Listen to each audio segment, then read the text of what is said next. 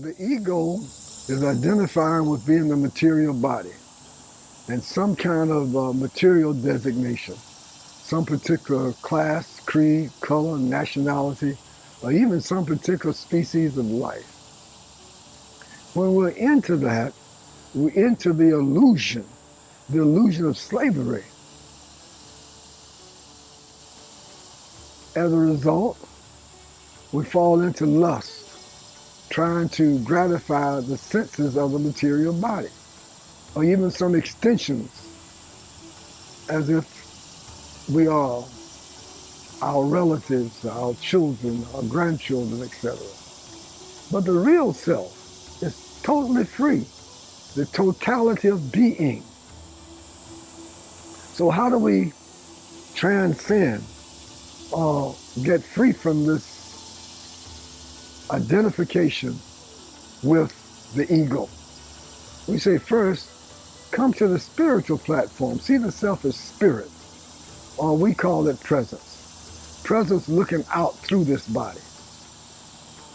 Not as the body looking at something, but the presence or spirit or soul that's looking out through this body from what we call the first eye. Some call it the third eye, some call it the pineal gland. But actually we're looking out through these external eyes here, and we're looking from what could be considered the center of the head, between the two hemispheres of the brain. We're looking out as the one eye. The presence has no form, has no shape, has no image. It's free from all shapes, all images, all forms, all names, all creeds, all colors, all nationalities. So we say to begin the process, and this is the process that we're involved in right now. Come to the spiritual platform and associate with the Supreme Spirit. We call it divine presence. And as we see the self looking out as presence, we can look deeper and deeper, deeper and deeper, and we can really see with our inner eye ever increasing presence, ever increasing intelligence, looking out through presence, through this material body. And we can extrapolate from that this presence is looking out through everybody. And divine presence is a source of all presence in all bodies. So we see the self as presence first. See the self looking out through this body. Offer everything, all that we do, all that we give away, all austerities that we perform, every move we make, every breath we take, we do this as an offering to divine presence. This affords us the privilege of associating with divine presence.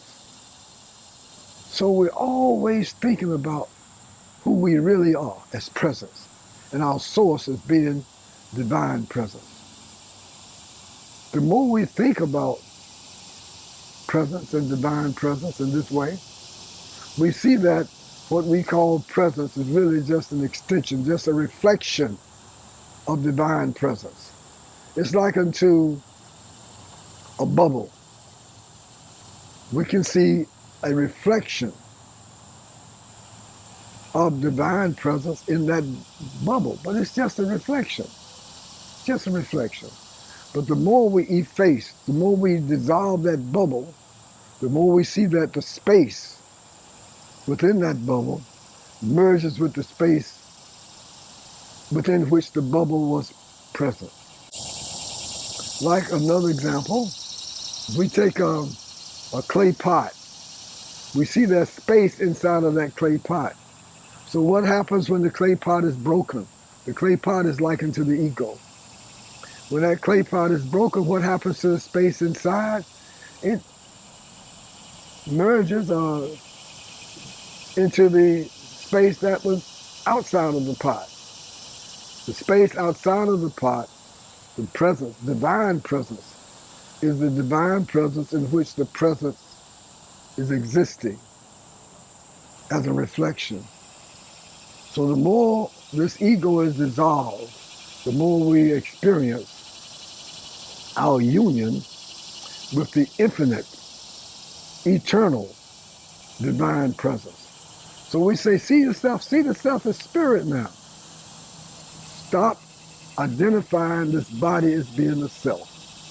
And really, this is why it's so important to have what we call right association. Association with those who are striving to realize the self as presence and our source as divine presence. Seeing the self as presence, offering everything. This offering is our service, it's our surrender, it is our submission. And we say not to surrender one time and say, well, I've surrendered now. I've surrendered to the will of presence, or I've surrendered to the will of God. I've surrendered to the will of Allah. We say our presence is always here. Divine presence, the source of all presence, is eternally here. So we see the self as to offer everything. Why? What does this benefit? How does this benefit us? It allows us to associate with divine presence. Associating with divine presence. We know basically association brings on assimilation. Always thinking about divine presence. The more we're always thinking about anything, we become devoted to it. The more we're devoted to it, the more we're offering everything to it. Everything. Our very life itself. So-called birth and death. We're offering that to divine presence. In this way, gradually, we efface the ego. We dissolve the ego. And the more the ego is dissolved, the more this presence that's currently identifying with being inside of this material body, which we liken to the clay pot that's enclosing the present, or the clay pot with water in it, or the balloon with air in it. The balloon itself likened to the ego. The phlegm of the soap, of the bubble, likened to the ego. Presence being the reflection of divine presence within the water, within the air, within the space. So the more we efface the ego by associating with egolessness, the infinitely free one, divine presence, the more that ego is dissolved. The more this ego is dissolved, the more we realize our union, eternal union with divine presence. And now we're free. This to us is what is real freedom. Freedom from the ego. Freedom from identifying with being that material body with all of its vast and variegated designations. We're not that body with presence. We're the presence with that physical body. And the goal of our spiritual endeavors here is to be free, to rid ourselves, our real self, the real presence, from the enslavement to the body with all its senses, including the mind, because that's temporary too. Only presence is eternal. Divine presence being this source, infinitely free one, free from all designation, free from ego identification. We can see the time when we were totally absorbed in ego identification, totally absorbed in thinking that the body was the self. We can see now how we've evolved from the muck and mire of that ego identification And the ego is less and less and less and less. And as we look over from whence we've come and where we are now, we know that we still have a ways to go.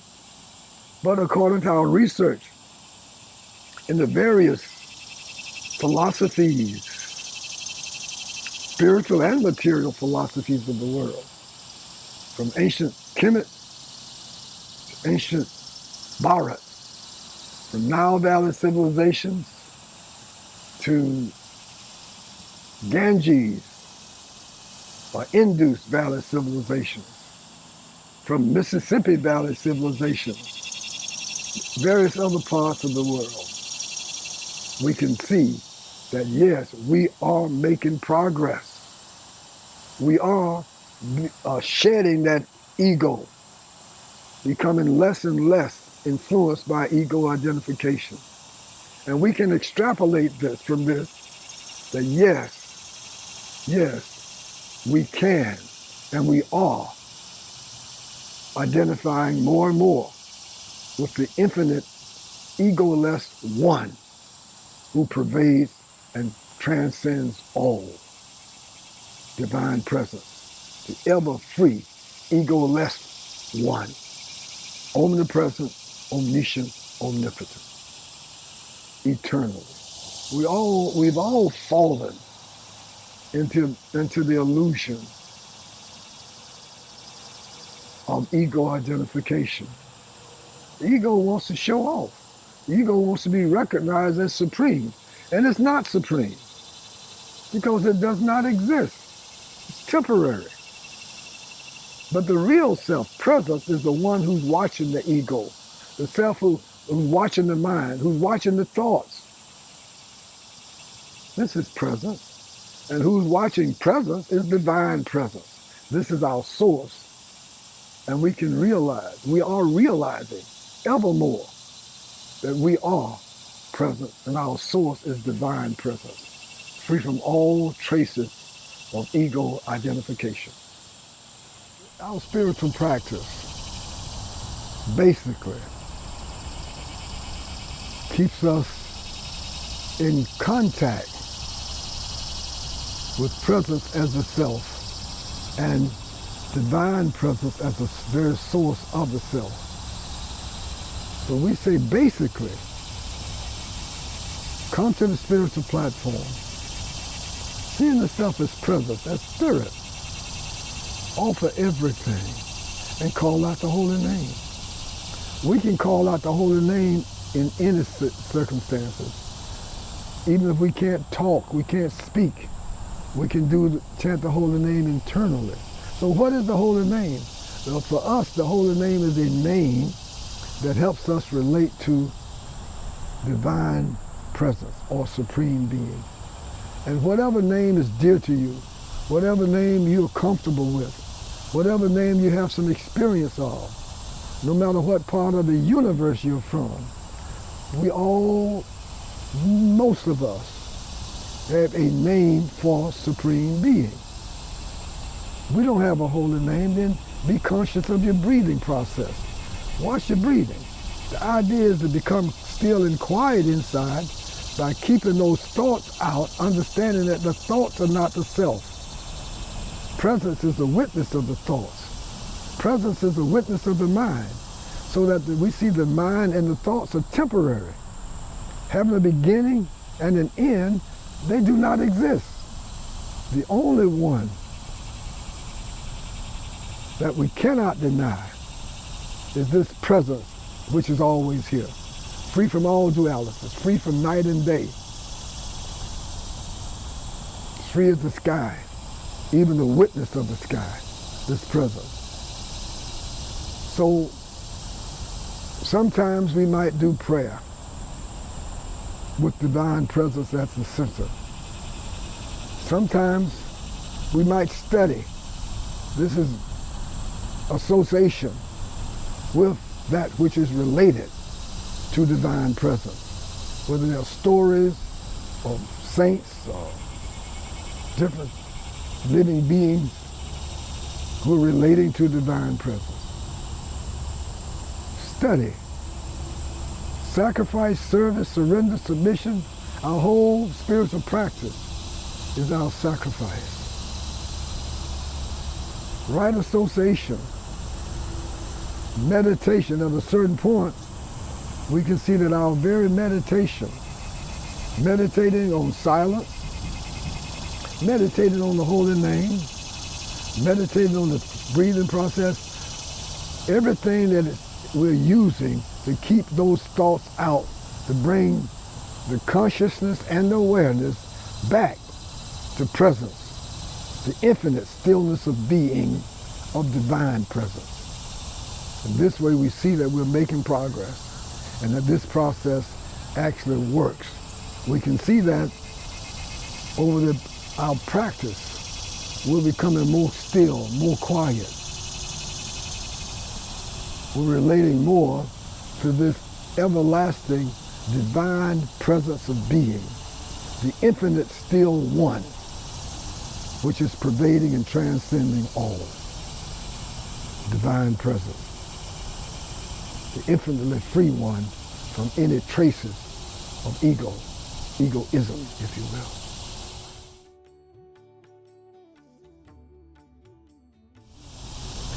According to our understanding of transmigration of the soul, and we are soul, we call it divine, we call it presence. And the super soul, we call divine presence. But the soul is never born, it never dies. And whatever is most fixed on at the time that it's releasing this material body, that state we will attain. We will attain that particular room wherein we can continue our evolutionary process. It could be what we might call, from evolution, we might call it devolution. Whatever we're most fixed on at the time of death.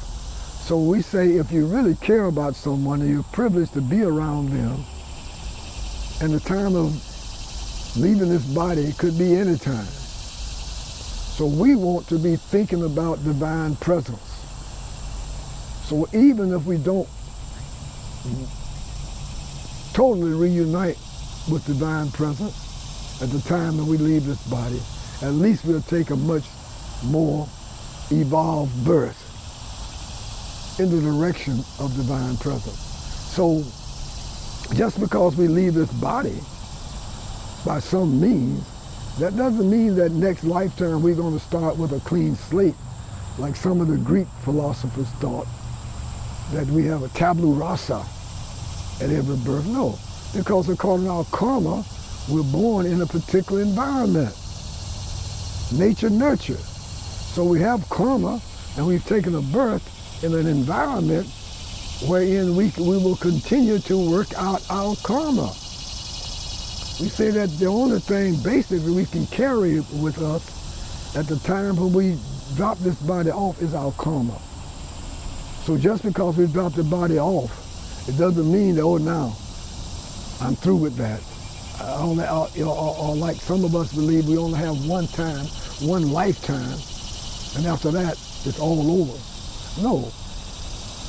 According to our philosophy of life, you have many opportunities to regain our forgotten relationship, our forgotten union with divine presence.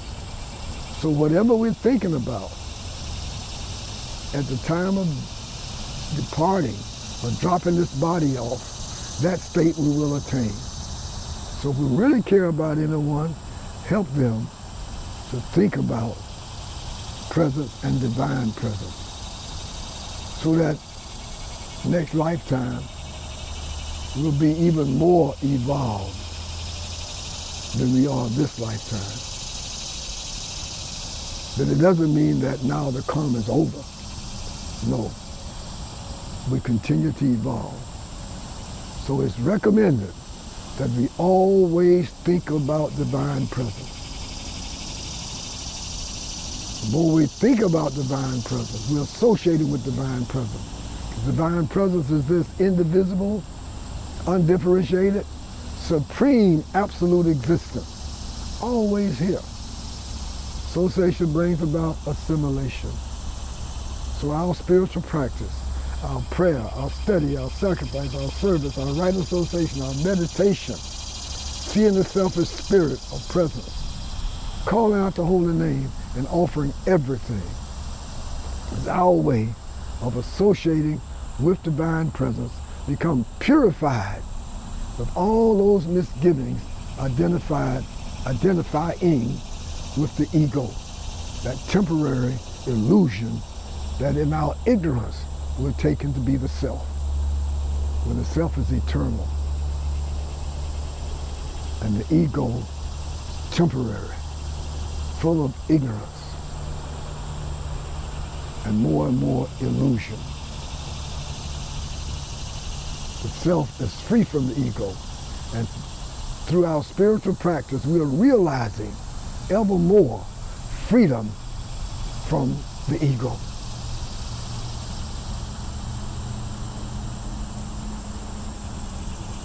What does free from the ego look like? Well, to look like, to see what we're talking about, one can actually experience it. It's to be experienced. Because see, the self is the subject, always the subject, pervading and transcending all objects. So as we progress in our purification process, always remembering divinity, always remembering divine presence, will gradually cleanse of that lust, anger, greed, illusion, madness, and envy, all because of the ego, identifying as being the ego, the material body. We can see that we're being cleansed. We can really recognize that we're being cleansed of this ego identification. And the more we're cleansed of the ego identification relating to a particular creed, color, nationality, gender, or a particular species of life, all of that is ego. It is unreal. It's temporary. Anything that's temporary, we say it is unreal. It does not exist. So not existing is the ego. The more we're purified, and we can gradually realize, experience this freedom from identifying with the ego and identifying as being one, looking out through this body, seeing the self as we see the sky, and even free from identifying with the sky. Totally free. Free in the totality of infinite being.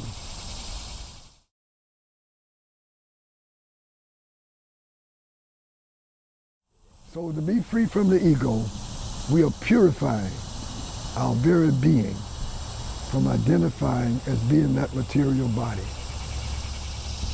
That is the source of our suffering. Identifying with being that body, that temporary mind, those senses, those thoughts, because the real self is free from all thoughts, pure, pervading and transcending the very totality of being, the witness of all, including itself, freedom from any traces of ego, the illusion, free in union with divine presence.